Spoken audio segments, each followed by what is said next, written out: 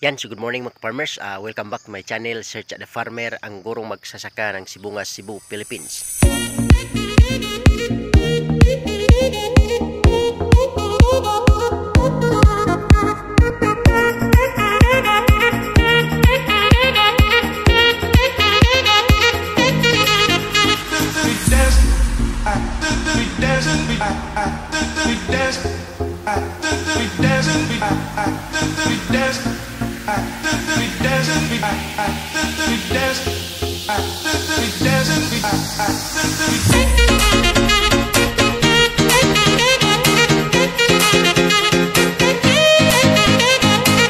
And if you are new to this channel mga farmers, please don't forget to subscribe and click the notification bell in order for you to be notified with my coming videos. Thank you and enjoy this vlog.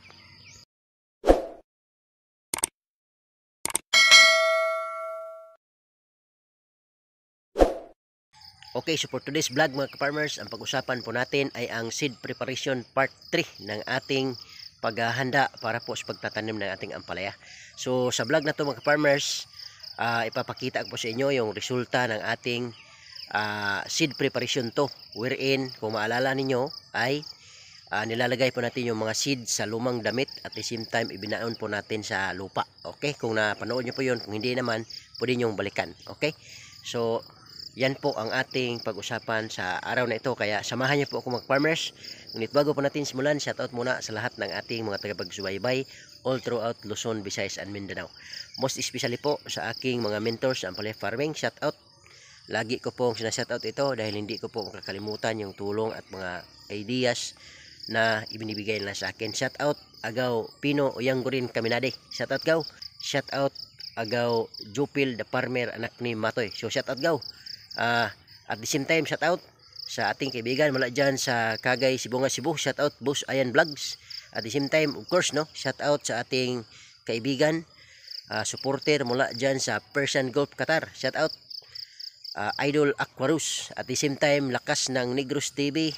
Shout out Idol. Of course, shout out din sa ating kaibigan mula dyan sa Barangay San Antonio, Southern Leyte. Shout out Idol Jojo the Farmer. At the same time, shout out sa ating kaibigan mula dyan sa Antique. Shout out Salvador Farmers. And also shout out Bicolanong taga-Bukid, mga idol. Shout out sa inyo dyan. At the same time, shout out sa ating kaibigan mula sa Davao, Sarge TV. At the same time, Bombirong Farmer, Police Farmer. At the same time, shout out sa Redondo family ng Duguan, Sibungas, Cebu. Shout out Lolo Alberto Redondo, Lola Joy Redondo. Shout out kay Ate Janice Francisco. Shout out kay Ate Ivy Sibilia. At the same time, shout out kay Ate Tessa Sordilia. And of course, shout out Pete Andros Villa. Okay, so yan po mga farmers. At pag-usapan na natin yung resulta ng ating seed preparation 2. Kaya tara na. Okay mga farmers, welcome back to my channel, Search at the Farmer, ang guro magsasaka ng Sibungas, Cebu, Philippines. So for this video mga farmers, yun nga, papakita ko sa inyo seed preparation part 3, how to germinate ampalaya seeds for a successful planting. Okay, so ito po ang ginawa natin mga farmers. Seed preparation to, ibinaon natin yung ating mga seeds sa lupa. At yun nga, ngayon ay huhukayin natin yung ating seeds na ibinaon dito sa lupa at titingnan po natin mamaya kung successful yung resulta ng ating seed preparation to. Okay, so sa seed preparation 3 mga farmers, ito, video na to ay ipapakita ko po sa inyo yung germination ng ating ampalaya seeds for a successful planting. So tingnan natin mga farmers ano ang resulta nito, kasi ano na ngayon, exactly 3 days. So last Tuesday night, ibinaon po natin at ngayon po ay Friday. So Wednesday, Thursday, Friday. So Friday night ngayon 8:30. Kaya huhukayin po natin at titingnan po kung magiging successful o nag-germinate ba yung ating seeds. Okay, so tara na po. Okay, so yan mga farmers, nakarating na rin tayo sa bahay, ano? So ito yung ating ibinaon na mga seeds ng ating ampalaya. So tingnan natin mga farmers kung ano po ang resulta, whether we made it successful or not. Okay, remember mga farmers, in doing this, it's like an experiment, no? Dalawa lang ang magiging resulta, success or failures. Okay? And then we are hoping for success. That's why papakita ko po sa inyo mga farmers. Okay, so yan mga farmers, titingnan po natin yung ating mga seeds na nilagay po natin sa lumang damit at naibaon na po natin sa lupa, at ngayon po ay nakuha na natin. So tingnan natin kung nag-germinate ba yung ating mga seeds. Okay? So sa prosesong ito mga farmers ay dahan-dahan po nating i-unroll yung ating cloth para po hindi masira yung ating mga seeds. Okay? So sa ngayon mga farmers yan, no? So may nakikita na akong mga ugat na lumabas. Okay, so advice pala mga farmers, based on this experiment dito sa ating ginagawa, mas maganda talaga mga farmers kung gagamit tayo ng yung t-shirt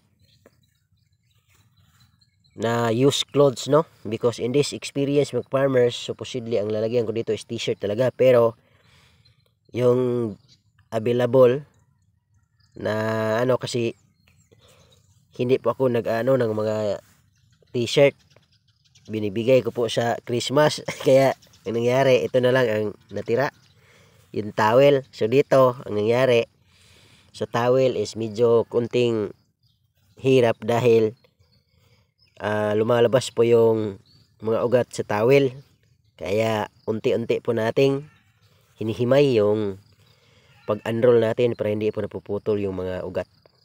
Okay, so ganyan mga farmers. So papakita ko po sa inyo yung tapos na nating ina-unroll mga farmers. Okay, at ito na nga mga farmers yung resulta, no? After 3 days pagbaon natin sa lupa, successful seed germination of ampalaya seeds. Okay.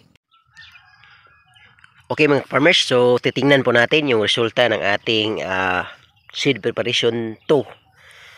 Mga farmers, yung pagbaon natin sa lupa, yung ating mga seeds na nilagay natin sa lumang damit. So ito na po siya mga farmers. I'd like to present to you, no, the result of our process, no. So ito na, seed preparation 3, ang hukay natin o pagkuha natin sa mga seeds na ibinaon natin sa lupa. So ito na po ang kanyang kalalabasan mga farmers.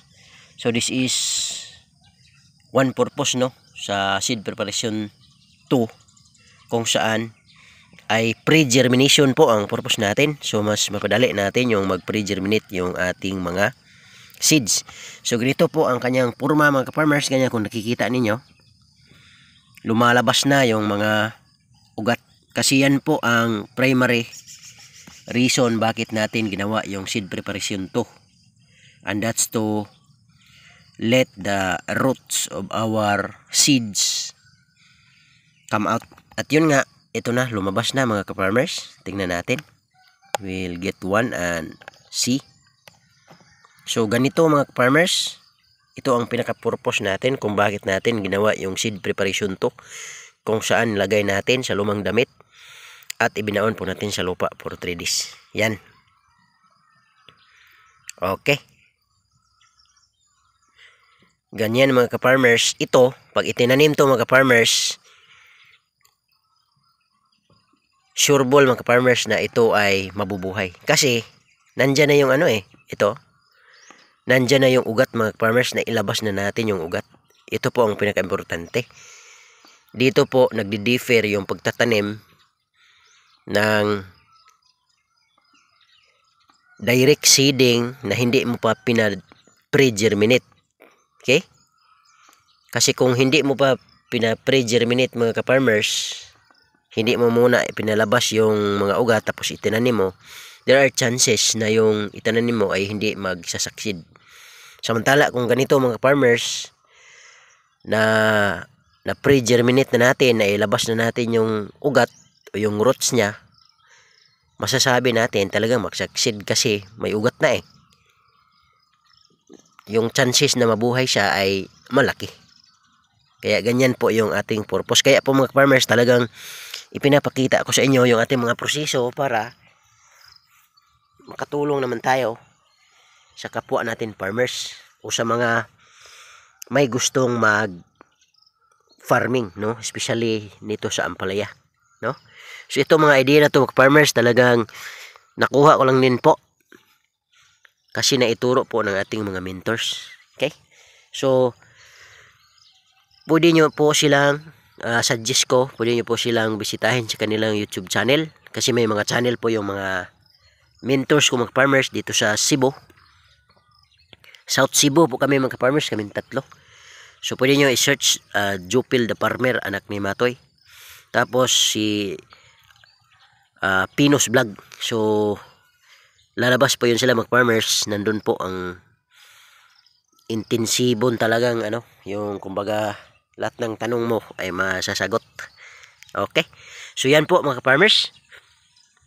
At yun po ang vlog natin sa araw na to mga farmers. I hope meron kayong natutunan dito sa aking munting vlog, no?